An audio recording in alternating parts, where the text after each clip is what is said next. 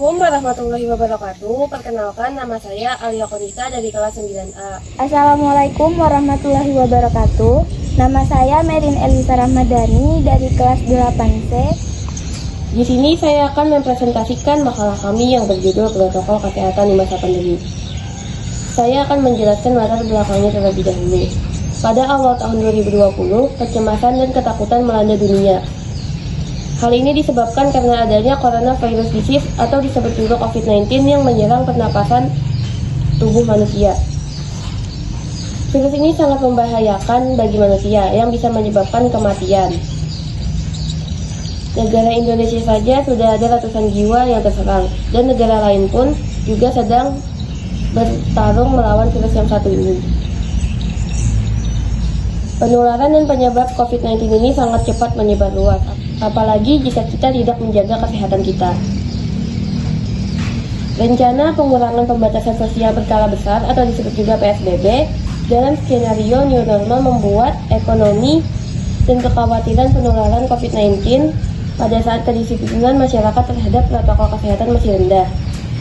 Pelanggaran protokol kesehatan di masa pandemi tergambarkan pada suasana masyarakat yang menyepelekan dengan tidak menggunakan protokol kesehatan dalam masa pandemi, seperti tidak menggunakan masker dan juga tidak mencuci tangan. Protokol kesehatan secara umum harus memuat yang pertama ada perlindungan kesehatan individu, dimulai dari menggunakan alat pelindung diri, contohnya masker yang menutupi hidung hingga dagu. Jika kita diharuskan keluar rumah dan berinteraksi dengan orang lain, kita harus menggunakan masker karena kita tidak tahu status kesehatan orang tersebut. Karena bisa saja orang tersebut menularkan virus COVID-19 kepada diri kita. Yang kedua, ada membersihkan tangan secara teratur. Membersihkan tangan secara teratur dan tidak memegang 3 area pintu masuk virus COVID-19, yaitu mata, hidung, dan mulut. Yang ketiga, ada menjaga jarak minimal 1 meter dan menghindari kerumunan dan keramaian orang. Yang keempat, ada meningkatkan daya tahan tubuh dengan menerapkan perilaku hidup bersih dan sehat atau bisa disebut juga PHBS dengan banyak mengonsumsi gizi seimbang. Perlindungan kesehatan masyarakat. Yang pertama ada unsur pencegahan, yaitu kegiatan promosi kesehatan atau yang disebut juga promot dilakukan dengan sosialisasi atau mempromosikan dengan lewat media sosial. Yang kedua, menyediakan akses sarana cuci tangan di tempat-tempat strategis atau yang banyak orang. Unsur penemuan kasus.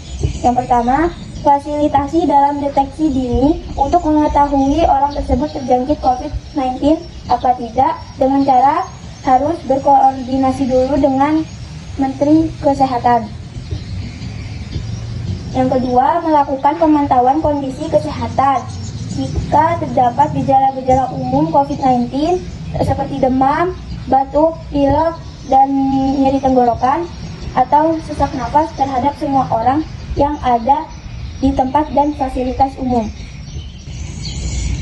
Melakukan penanganan untuk mencegah penyebaran COVID-19 semakin luas dengan cara antara lain berkoordinasi dengan dinas kesehatan setempat atau fasilitas pelayanan kesehatan dengan cara melakukan pemeriksaan rapid test atau B. Penerapan protokol kesehatan di masa pandemi.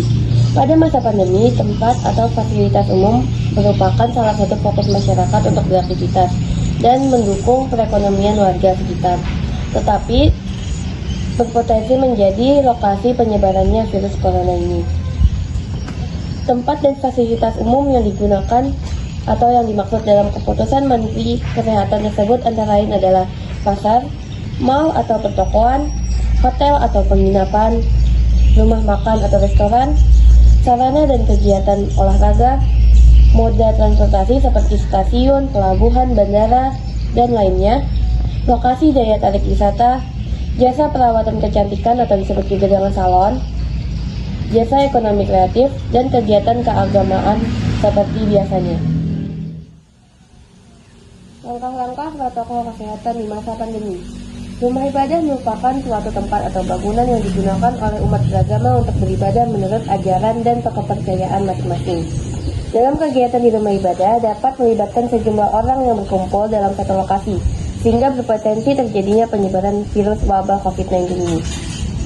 Langkah-langkah bagi pengelola. Pertama, harus memperhatikan informasi terkini serta himbauan dan instruksi pemerintah pusat dan pemerintah daerah terkait COVID-19 di wilayahnya, tergantung zonanya tersebut.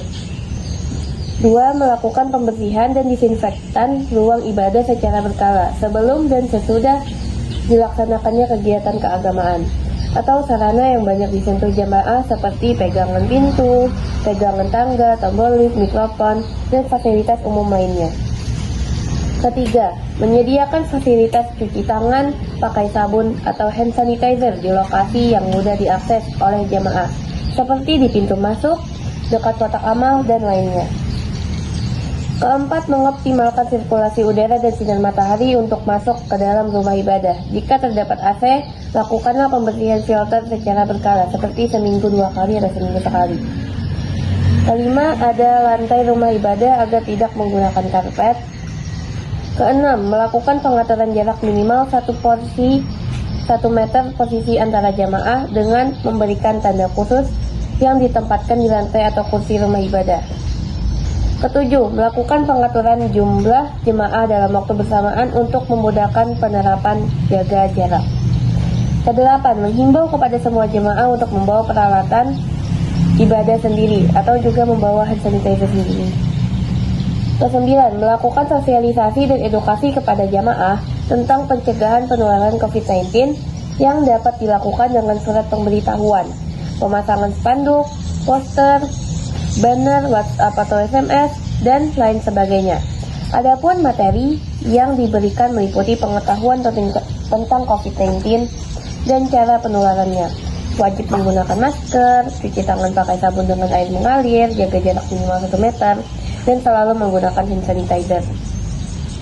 Kesembilan, memasang media informasi di lokasi-lokasi strategis untuk mengingatkan jamaah agar selalu mengikuti ketentuan jaga jarak minimal 1 meter.